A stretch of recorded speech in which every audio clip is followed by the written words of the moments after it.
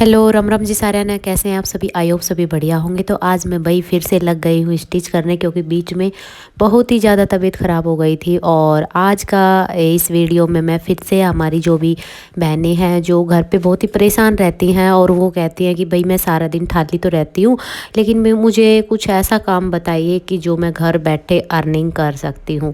तो भाई घर बैठे अर्निंग करने का ये सबसे बेस्ट तरीका होगा आपके लिए, जो मैं आगे आपको बताने जा रही हूँ। क्योंकि भाई कहीं ना कहीं जो हम महिलाएं होती हैं वो घर पे काम भी कर लेती हैं, और भाई कुछ जो आलसी महिलाएं नहीं होती हैं वो सोचती है कि मैं क्या करूं जिससे कि मैं अपने घर का कुछ खर्चा निकाल सकती हूं।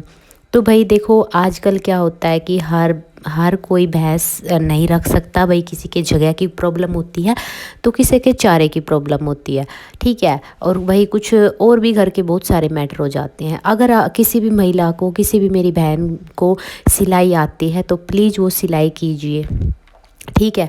और नहीं आती तो प्लीज़ बहन सीख लीजिए, क्योंकि आज के टाइम पे सिलाई बहुत महंगी हो रही है।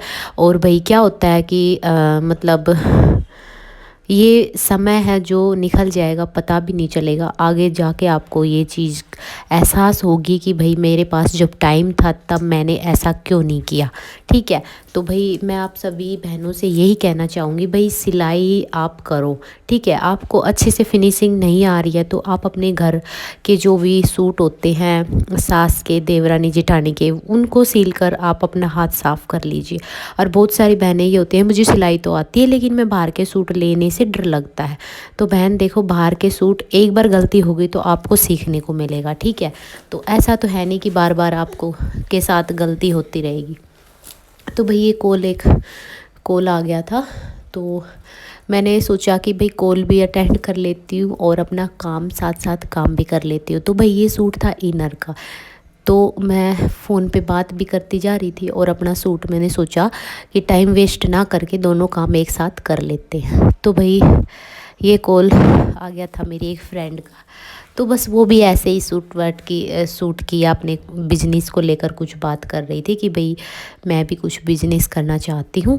तो मैं तो उसको यही सजेस्ट कर रही थी कि बहन देखो, सिलाई एक ऐसी चीज़ है जो कि हमें कभी मार नहीं देती है। क्योंकि हम अगर और भी कोई चीज़ का बिज़नेस करते हैं तो हमें उसमें पैसे वेस्ट करके बैठ जाते हैं और हमारा वो बिज़नेस नहीं चलता तो हमें बहुत ही लॉस करना पड़ता है।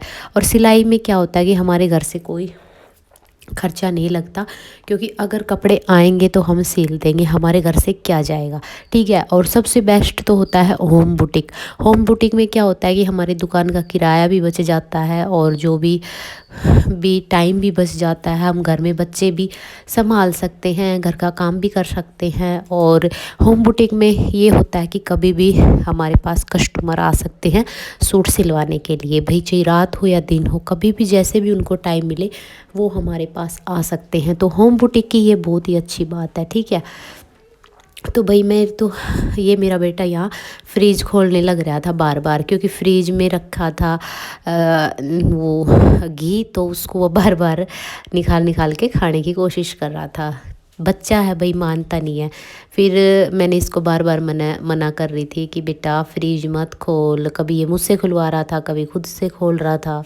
तो भाई बहुत सारे घर में छोटे बच्चे होते हैं, उन बहनों को पता होगा कि भाई बच्चे कितना परेशान कर देते हैं। भाई मेरे तो दोनों बच्चे, मैं जब काम करती हूँ बीच में आके परेशान करते हैं तो मेरे काम में बाधा आती है, मैं काम नहीं कर पाती हूँ। क्योंकि मुझे ये ध्यान रहता है कि कहीं तेरा ध्यान सिलाई पर रहे और बच्चे को कहीं चोट वगैरह नहीं लग जाए।